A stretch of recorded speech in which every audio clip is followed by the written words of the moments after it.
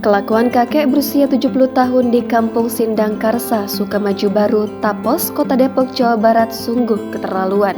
Kakek yang biasa dipanggil Engkong tersebut melecehkan seorang bocah laki-laki berinisial MDF 12 tahun hingga meninggal dunia. Peristiwa ini terjadi pada Rabu 27 September pukul 14.00 waktu Indonesia Barat. Kala itu, saksi A berboncengan motor bertiga dengan R dan korban MDF. Kepala Urusan Humas Polres Metro Depok, Ibtu Madebuti menjelaskan ketiga bocah tersebut kemudian tak sengaja bertemu dengan Engkong.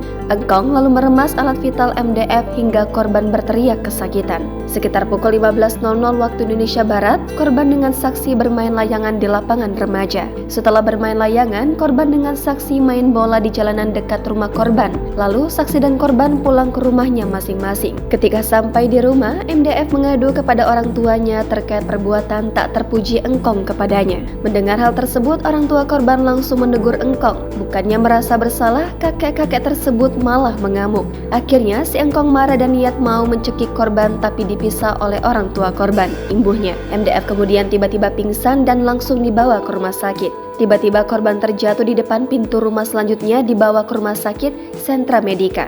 Sampai di rumah sakit sudah dinyatakan meninggal, tutur Made. Kapolsek Cimanggis, Kompol Arif Budiharso belum dapat memastikan penyebab kematian MDF sehingga diperlukan otopsi lebih lanjut. Sementara itu, Ketua RT 1 RW 8 Sukamaju, Selamat mengaku tidak mengetahui secara pasti kronologis tewasnya MDF.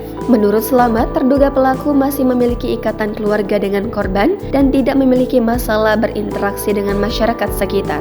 Terduga Engkong alias N, 70 tahun masih ada ikatan saudara. Ia waras tiap hari ke masjid bersosialisasi dengan masyarakat, pungkasnya. Sementara itu, dikutip dari Kompas.com, dari hasil penyelidikan Kasat Reskrim Polres Depok, Kompol Hadi Kristanto mengatakan bahwa lansia itu memang kerap melecehkan anak-anak. Kami tangkap kemudian kami kembangkan informasi yang masuk bahwa kemungkinan korbannya bukan hanya satu, ucap Hadi. Berbekal informasi tersebut, Hadi menyarankan orang tua segera lapor polisi jika ada yang anaknya pernah dilecehkan N.